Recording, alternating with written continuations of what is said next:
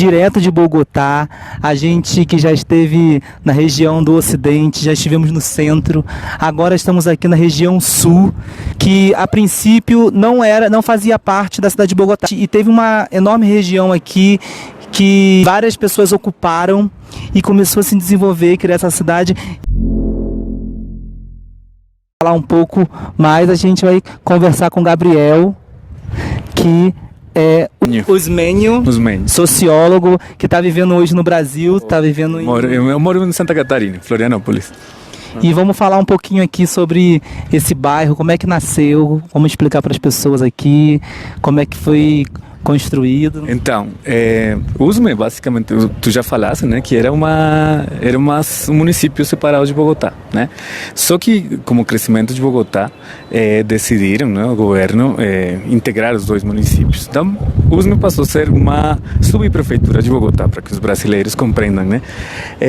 E antigamente era uma região principalmente rural, né?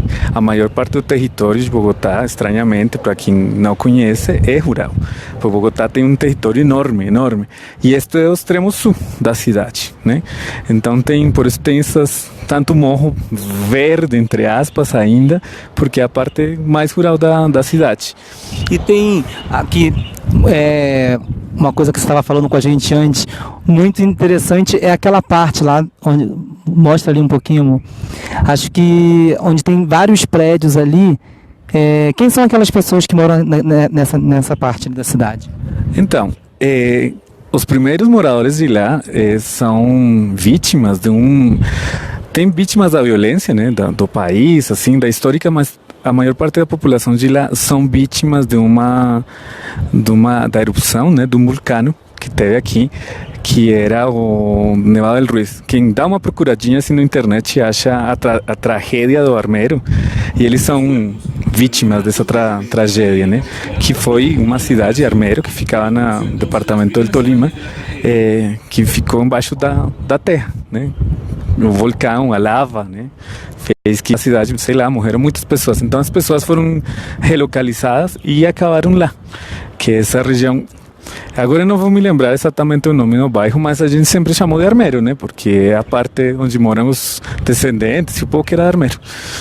E esses prédios que estão lá para cima são vivendas de interesse social, né? Que são projetos de moradia popular criados pelo governo, só que em umas condições, vocês não sei se vamos conseguir ir até lá, mas são apartamentos muito, muito pequenos, tipo que uma família de 4 pessoas já fica... Sabe mais ou menos quantos metros quadrados? 50, tem apartamentos de 48 metros quadrados. Tipo, não dá para ter uma cama king size, queen não dá. Gabriel, tem esse bairro aqui, essa localidade tem uma história de luta muito forte. A gente vê que é um bairro da periferia, mas que tem asfalto, tem uma estrutura de alguma maneira adequada, embora claro que todo lugar precisa de melhoria. Queria que tu contasse um pouco essa história de luta. A gente estava conversando antes, tu contou que, sei lá, 20, 30 anos atrás, o pessoal parava aqui as estradas para reivindicar que a prefeitura, que o governo, e depois tu fala essa história de luta, falar um pouco da relação que a Bogotá, a capital, tem com o resto do país. Mas vamos primeiro falar dessa história de luta. Tá, bom, então eu falei para vocês, Usme antigamente era um município separado de Bogotá, era um município que estava na beira com Bogotá, limitava.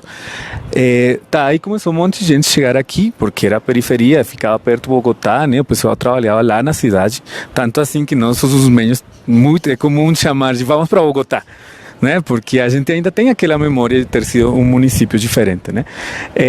Então, tudo foi ocupações. Boa parte dos bairros atuais de Usme eram ocupações, né? Eram bairros ilegais. Então, a ilegalidade fazia que o Estado não investisse aqui, né? A gente teve que dar uma luta bem grande, assim, para coisas como água, energia, telefone, estradas, tudo isso a gente teve que lutar. Eu era criança quando começaram aquelas lutas, mas eu consegui participar de algumas na adolescência, sabe? Então, por exemplo, aqui eu lembro particularmente, era uma luta pela água, porque se vocês conseguem, se queres dar lá naquela parte de cima, aquela montanha maior, né? Aí eu começo, paramos uma paz. O Páramo do Sumapaz é um dos grandes aquíferos da Colômbia. De fato, eu acho que é o maior aquífero da Colômbia, que é para lá, para cima, né? Que fica num ecossistema que só tem na Colômbia, no Equador e na Venezuela, que chama páramo. O páramo no espanhol fazia alusão a um lugar que não tinha vida, mas aqui não, o páramo é uma coisa super viva, que tem um monte de bichinhos e sobretudo tem muita água. Então nós, tipo, do ladinho do maior reservório de água do país e não tínhamos água, né? A gente, por aqui passam duas das estradas mais importantes da Colômbia. Uma que vai para uma BR, né, que vai para os llanos orientais, que produzem gado, tá? E outra que vai para o resto de Bogotá, que vai para o norte do país, para o Caribe, tá? E a gente tinha um movimento social bem forte, fechávamos, fazíamos greve, levávamos porrada à polícia, mas porque a gente cansou de tramitar pelo bom jeito, né? Sempre dialogando com os prefeitos, com o prefeito de Bogotá, mas como nós éramos da periferia, muita bola não dava, não. Aí quando a gente começou uma série de lutas e conseguiu arrumar essa questão, e em geral aqui, por ser isso, um bairro de origem de ocupação, nunca foi bem tratado pelo Estado, né? E a gente conseguiu o que tem hoje, assim, só luta. Você falando, queria perguntar para você, a gente está aqui para cobrir as eleições presidenciais, que vai ser no próximo domingo, e um dos candidatos, que é o único candidato que tem mais propostas à esquerda, é o Gustavo Petro, foi alcaide de Bogotá, que é prefeito da cidade. Já estamos aqui confundindo os idiomas. E como que foi o olhar dele para cá, para esse espaço da cidade, quando ele foi prefeito? Então, Usme é um lugar particular, né? E também teve um movimento de esquerda forte, só que boa parte da história do movimento de esquerda de Usme não necessariamente é partidário, sim? Não necessariamente era orgânico, dos tantos partidos de esquerda aqui na Colômbia. Nós chamamos de movimento comunitário, porque é um movimento da comunidade, né? Da comunidade, e isso aqui é enorme, né? E era pessoal que vinha dos estudantes, dos movimentos estudantil, do movimento dos bairros, dos pequenos vendedores, assim. Então, por exemplo, claro, nós bancamos, digo nós porque eu ainda me sinto parte daquele movimento, né? As eleições dos vários prefeitos de esquerda que teve em Bogotá, porque Petro foi o último, mas antes teve o Samuel Moreno e antes teve o Lucho Garzón, né? Que os três faziam parte de um frente de esquerda que era o Polo Democrático Alternativo, que eu acho que vocês já escutaram, né? Aqui teve muita votação pelo cara, porque justamente boa parte do projeto foi baseado no que a gente fez nas periferias. Nós temos aqui os do sul de Bogotá, chamamos toda essa grande região Usme, né, que é aqui, Ciudad Bolívar, que é lá, que é outra subprefeitura de Bogotá, e para lá tem Bosa, Tunjuelito, San Cristóbal, tudo isso lá, que não dá para ver, que é muito grande Bogotá. Gabriel, uma das maiores favelas de Bogotá é esse que vai lá, que é Ciudad Bolívar, que tem bairros que são favelas, né? E a gente chama de Media Luna porque toda a parte periférica de Bogotá, a parte mais pobre, também no norte tem umas partes pobres, no ocidente, mas o mais grosso da periferia de Bogotá, das favelas, fica aqui no sul, né? Então a gente chama de Media Luna. Ali na Media Luna tinha um movimento social muito forte que bancou em muitas coisas essas prefeituras, né? Aqueles governos.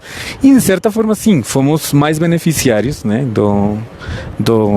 Das ações de governo, mas não tanto porque aqui se concentra a pobreza, né? Então, aqui tem muitas escolas novas, sabe? Escolas públicas novas. Aqui, 2 ruas para lá, tem uma escola enorme, muito linda, que abriram, sei lá, tem 5 anos, que é a escola Orlando Falsborda, né? Falsborda é o grande sociólogo colombiano, né?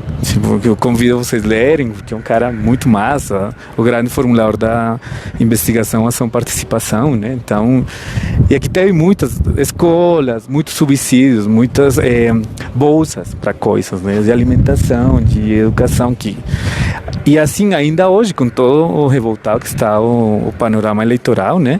Ainda hoje aqui tem muito simpatizante do Petro, né? Tem como eu acho que vai ter uma votação boa, assim. Quando a gente estava subindo aqui, a gente viu alguns cartazes dele. E assim, vamos mostrar agora para você que está acompanhando a gente como que é o resultado da luta, porque como você falou, vocês lutavam muito, fechavam as estradas para terem melhorias, então vamos ver agora essas melhorias, dar uma volta aqui pela cidade. É aquela situação do lixo, teve sim. aquele episódio do... Ah, é verdade. Então, claro, porque sempre a parte feia da cidade tem que ter tudo mais feio, né? Então, Usme tem o maior lixão da cidade. De toda Bogotá, estamos falando, Bogotá tem 8 milhões, quase 9, muita gente, né? Então, o lixão principal da cidade fica lá naquela parte dessa grama bem verdinha.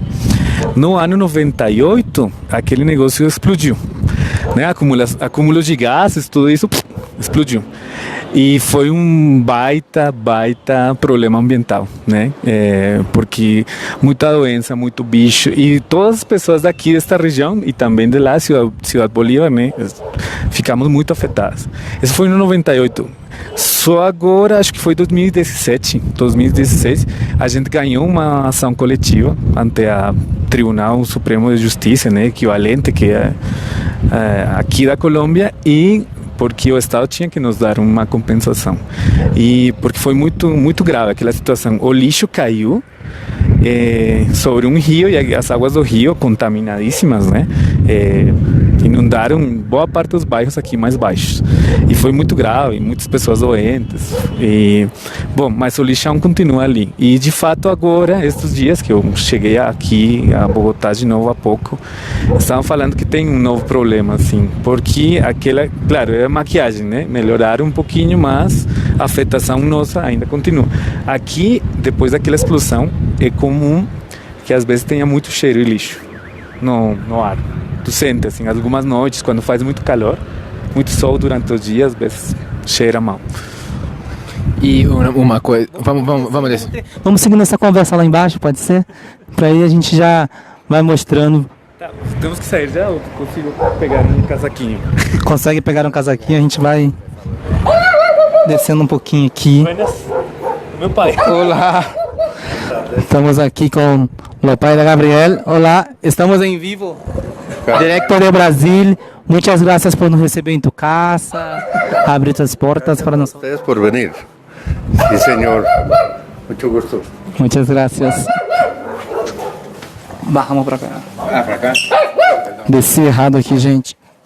A gente vai aqui, ó, caminhar agora pelas ruas aqui do bairro para a gente poder mostrar como é que vive aqui essa parte da periferia. Ó, temos uma participação aqui especial de um perro. Perrito. Uma perra, Carla. A gente está aqui.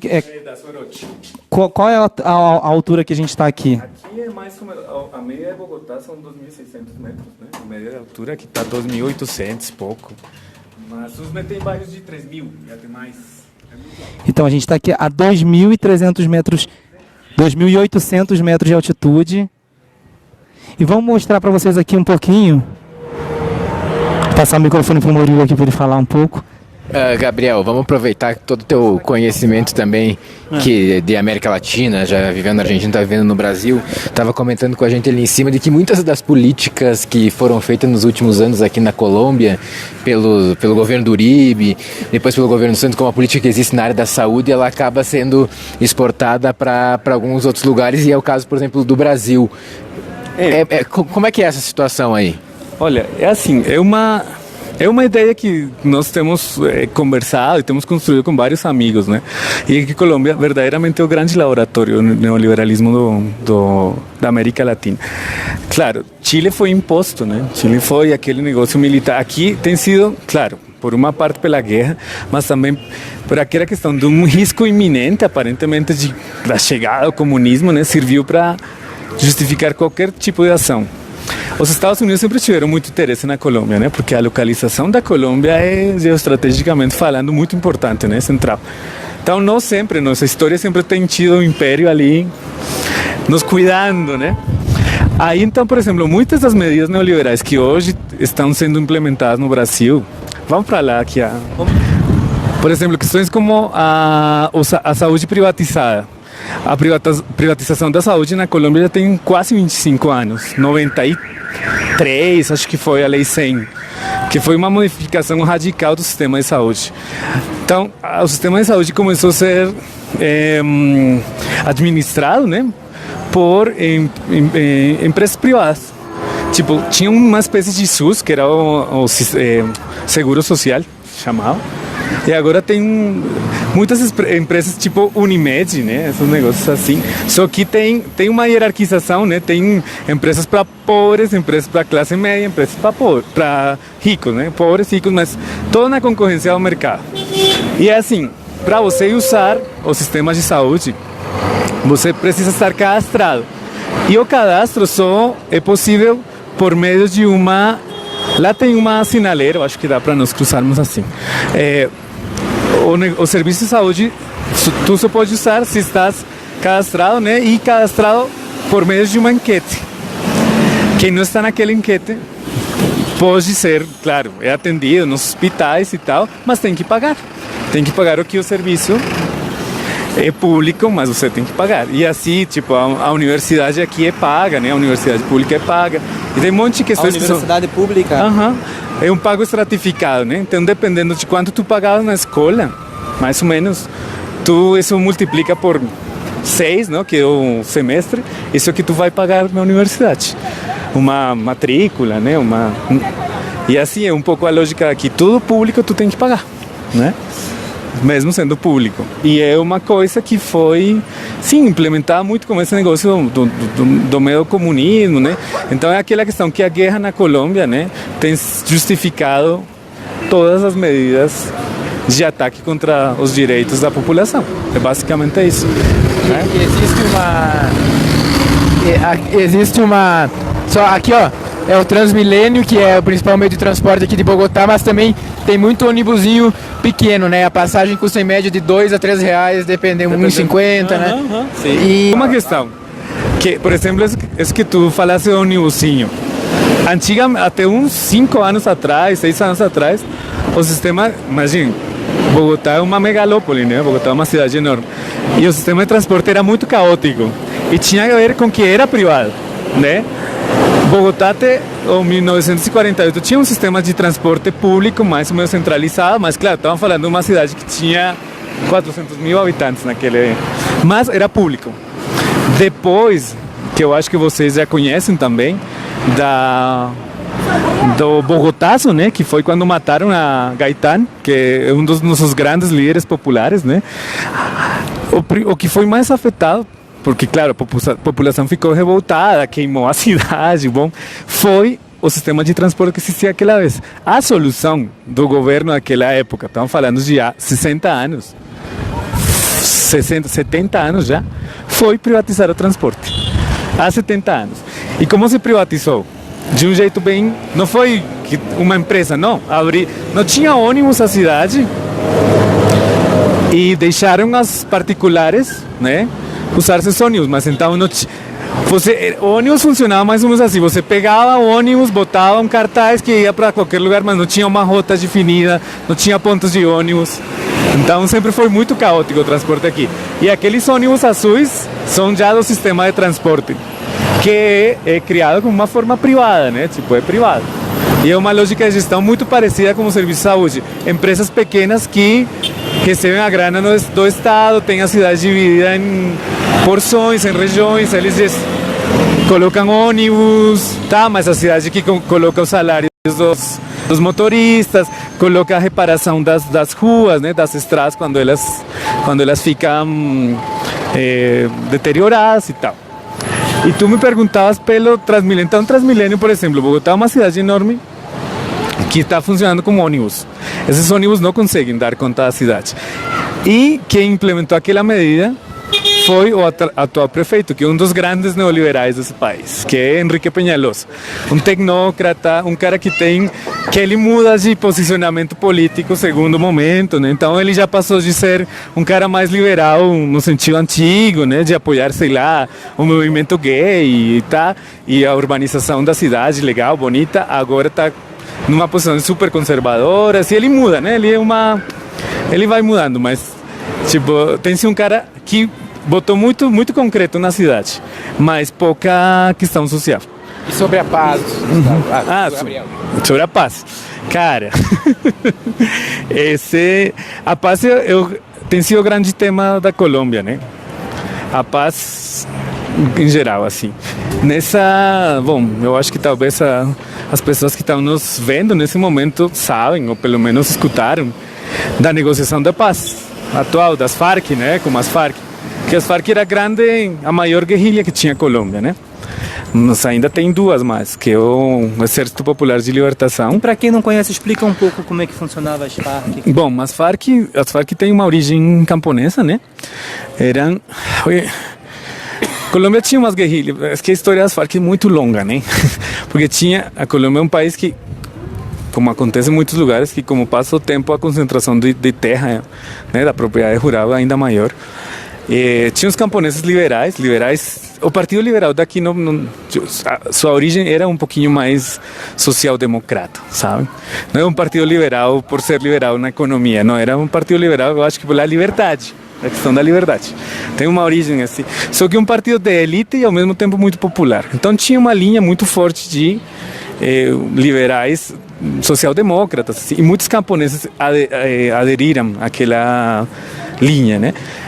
Aí eles foram atacados, né, pelas terratenientes, né, pelos caras donos da terra, e os caras se defendendo, se foram radicalizando, mas eram camponeses defendendo seus quintais, basicamente, pequenas porções de terra e tal. Aí eles, quando foram radicalizando, viraram comunistas, ou viraram mais de esquerda. Aí, isso mais ou menos estavam falando dos 60. Eles foram bombardeados, porque eles decidiram no interior do país, no Tolima, eles controlavam 2 ou 3 municípios, El Pato, El Guayabero e não me lembro qual que era outro. Aí, tipo,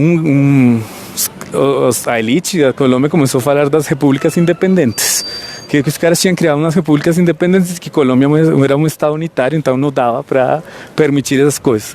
Aí foi a aviação colombiana e bombardeou eles. E aí eles falaram, olha, não dá para negociar com o Estado, e se radicalizaram. Com o tempo começaram a ter alianças com o Partido Comunista, então as Farc acabou sendo, que era soviético, né? As Farc acabaram sendo mais, soviéticas, tipo, eram marxistas-leninistas, um jeito mais clássico. E eles conseguiram um grande desenvolvimento militar e territorial, né? Que controlaram boa parte do país. Assim, tem gente que fala que 50% do país era controlado pelas Farc. E essa escola Orlando Falsborda é nova, dá para ver. Popular Arte Pública. Escola Popular de Arte. Aqui tem muito movimento artístico, USME, né? Próprio, assim. Tem muita gente que faz rock, que faz hip hop, que faz teatro, né? Tem muito o movimento artístico aqui de USME é muito forte. E aqui é uma escola pública. Essa é uma escola pública. E, aliás, teve uma greve de professores. Teve há pouco tempo uma greve de professores, porque sim, a educação pública tem sido muito maltratada. Mas, tipo, a diferença do Brasil, da educação pública na Colômbia, ainda tem muita qualidade, mesmo, sabem? Tipo, tem escolas públicas muito famosas, que sim, que estudam pessoas de camadas populares, não tem aquela hierarquização tão marcada que tem no Brasil, de que escola privada é para ricos e escola pública para pobres. Não, tem escolas públicas muito boas. E tem muita escola privada para pobre. Isso é uma coisa muito particular. Eu, de fato, saí de uma escola privada para pobres, bolsista.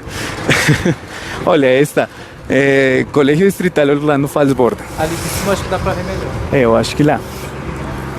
Aqui uma escola modelo, né, na periferia. E tem muitas que foram durante esses governos da esquerda daqui de Bogotá, criaram muitas escolas. Muitas escolas. E Gabriel, como é que tu que também tá vivendo? Gabriel, tu que tá vivendo no Brasil, queria que tu falasse um pouco Se o povo colombiano aqui está sabendo o que está acontecendo no Brasil, a prisão política do Lula, ou a gente ainda está muito distante da integração que precisamos para pelo menos trocar informação entre nós outros? Então, eu vi, assim, tipo, escutando, a família pergunta, tá, e como é que está no Brasil, o que foi que deu com Lula? Mas, claro, também, tipo, a questão da mídia também aqui é muito concentrada, né? Não é aquele monopólio da Globo, mas tem um monopólio em dobro. São duas. Que são duas, né? Mas, e RCN, né? Que a gente chamava de... RCN é Rádio Cadena Nacional, mas nós chamamos Rádio Castanho Nacional, porque Castanho era a liderança dos paramilitares, né? E eles eram muito, muito, muito fascistas. Então, sim. E claro, Lula foi apresentado como um criminoso e tal. Mas eu acho que a gente entende que esse cara fez alguma coisa pelo povo. Então não tem aquela rejeição tão grande assim. Será que a gente senta um pouquinho aqui? Pode. Só uma coisa. Esse é o principal esporte de Bogotá. O microfutebol. E é toda da periferia. Os grandes jogadores de microfutebol da Colômbia saíram desses bairros da periferia.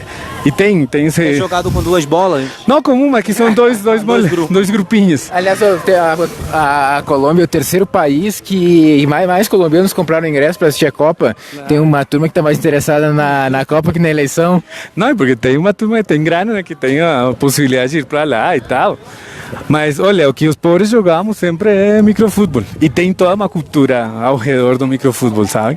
Eu acho que a gente dá depois para procurar umas musiquinhas, uns rocks, hip hop que falam do microfutebol, que faz parte muito da identidade da periferia aqui. Que bom, e você falando sobre o entendimento das pessoas que sabem que o Lula fez uma coisa boa para a população. Uma coisa interessante é que a gente está aqui fazendo a cobertura, né, das eleições e conversamos primeiro com o campo do Petro, que é um campo à esquerda, e ontem a gente conversou com uma senadora do campo do Vargas Lleras, e ela... que é num campo conservador, e ela também fez um reconhecimento, falou pra gente que é uma injustiça, né? Reconhecia o valor de Lula para o Brasil e para a América Latina.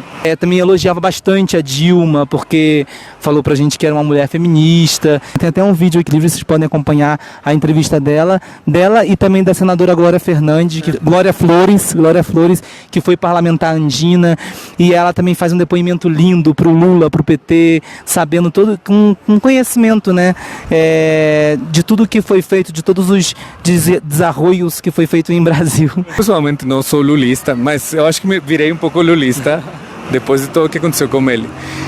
E no meu caso, eu me lembro assim do começo do Lula e tal, cara, que era muito gratificante para nós, que somos assim da periferia, ter um cara como ele, porque eu encontro no Lula muitas coisas que tem meu pai, certos jeitos, sabe? E tem a ver com isso, que eu povo da periferia mesmo, e tem uns jeitos diferentes de viver. Não sei se são melhores, não sei se são piores, mas eu acho que a gente cresceu eu cresci num bairro bem assim, de estrada do chão, longe de tudo. Que todo mundo aqui, Bogotá é uma cidade muito estratificada, né? Então quando tu fala que mora no sul, o pessoal meio que te olha com cara de... Porque assim, é bem a periferia, assim. E Lula era esse cara que era da periferia, que chegou num lugar. E é legal. Eu tenho uma simpatia pelo Lula nessa questão da sua origem, sabe? E deixa eu te perguntar uma coisa, a gente vê, tem umas pessoas aqui, não sei, é por conta do frio, é por conta que tem muita infecção, que elas usam aquele coisinha hospitalar Olha, aqui Bogotá tem um clima bem de merda, né?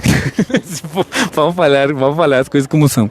Bogotá é muito alta, é muito fria, é muito seca e muito contaminada, né? Então são como 3 condições que fazem que então, a incidência de doenças respiratórias é muito alta. E aqui em Usme, em Ciudad Bolívar, né, é maior por conta do lixão, né? Porque o ar é muito mais pesado.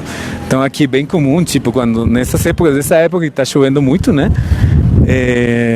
Essa época que está chovendo muito, então é pior. Tu vai num hospital, num centro de saúde, tem um monte de gente doente das vias respiratórias, né? Porque sim, o clima aqui e aqui é mais alto, mais seco. Não dá para olhar assim, tipo, o ambiente é muito seco. Então... Agora, tu estava falando sobre o Lula e falando sobre a periferia, sobre o modo de viver, que que é diferente, né? E você falou, não sabe se é melhor, se é pior. Eu acho que eu também sou da periferia do Rio de Janeiro, nasci, fui criado em São João de Meriti e fizemos essa transição de classe aí, quer dizer, eu tô com a Marilene Chauí, não sei se tu conhece ela, que ela fala que discorda do presidente Lula quando fala que as pessoas passaram a pertencer a uma nova classe média, porque ela fala que o que aconteceu foi uma ascensão da classe trabalhadora. Então, essa é uma coisa que eu consigo muito entender, porque eu, como periférico, que comecei a depois morar na zona sul do Rio de Janeiro, a ter acesso a milhões de coisas que eu não tinha antes, que a gente é excluído de ter, né? Você acaba, quando você adere a esse discurso de que passou para uma nova classe média, na verdade você acaba aderindo ao comportamento daquela classe média, que eu acho bem medíocre, assim, às vezes no pensamento, na coletividade que não existe, né? Mas eu acho, não sei. Eu acho que, por exemplo, aqui tem um monte de pessoas, eu faço parte desse grupo de pessoas que, tipo, de uma geração para outra geração, de meus pais para mim, tipo, já mudanças acadêmicas, de conhecer o mundo é diferente, né? Mas, olha, nós continuamos, porque aqui não teve aquela grande mudança como os pobres, sabe? Mas eu acho que o mesmo fluxo do capitalismo que fiz, que a gente mudasse algumas coisas, sabe? Mas nas práticas, no cotidiano, a gente é muito da periferia ainda. Tipo, não deixou de ser. A gente tem, tipo, nós saímos de USM, mas USM não saiu de nós, sabe? Com certeza. Viva, que não percamos a periferia jamais, né? Vamos hablar aquí un poco cómo es el nombre de la señora. Rosa Salazar. Y vive acá en Usme. No, sí, yo vivo acá enseguida. ¿Y cómo está ahora la vida en Bogotá? Difícil, está un poco difícil. Hay mucha falta de empleo, cosas así. Pues sí, porque como nosotros ya no podemos trabajar, pues. Y hay pago de jubilaciones acá. ¿Se paga una jubilación? Sí, la pensión. Sí, nosotros recibimos la pensioncita. Ustedes son pensionados los dos. Sí, nosotros recibimos. Sí, señor. Nosotros recibimos el bonito mensual. Y la señora va a haber ahora elección en domingo. ¿Pretende votar? ¿Va a la urna? ¿Decidió? Pues la verdad, no sé si votar. ¿Va a decidir hasta...? Ellos prometen mucho y no cumplen. Mucho tilín. Tilín y nada, eso sí. Tilín es mucha plata. No, tilín es mucho barulho. No, sí, pero vamos a ver si votamos o no votamos. Está bien. ¿Y qué la gente de acá precisa más? Necesita más. ¿Cómo así? Más empleo, más oportunidad o... Pues salud, pues nosotros tenemos pues, la salud porque nosotros tenemos Sirven y tenemos sí, salud, sí. Qué bueno. Muchas gracias. Bueno, señor. Vamos caminhar um pouquinho até ali embaixo.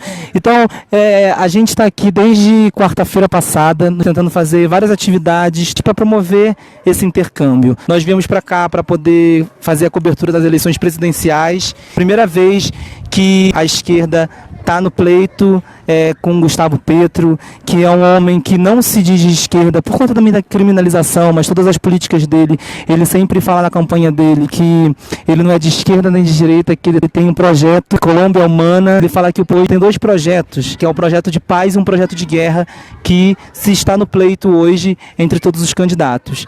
E a gente hoje conversou aqui com o Gabriel, viemos conhecer aqui essa parte de Usme, sul de Bogotá. Muito obrigado. Foi bem legal, não? Eu acho mais que conhecem. Sim, um dos lugares de Bogotá que não faz parte do roteiro turístico, né? Porque onde moram todos os operários, toda a gente que faz as coisas de limpar a cidade, né? Tipo, e é um lugar, só que isso, né? Usme tem sido um lugar dos mais importantes dos setores populares aqui em Bogotá. Então a gente está aqui para poder promover esse intercâmbio entre a América Latina. Mais uma vez aqui, um abraço direto de Bogotá, e a gente pede para vocês continuarem acompanhando a gente aqui, que estamos fazendo essa cobertura aí. Obrigado, Gabriel. Até a próxima. Até mais. Obrigado para todo mundo aí. Hasta luego.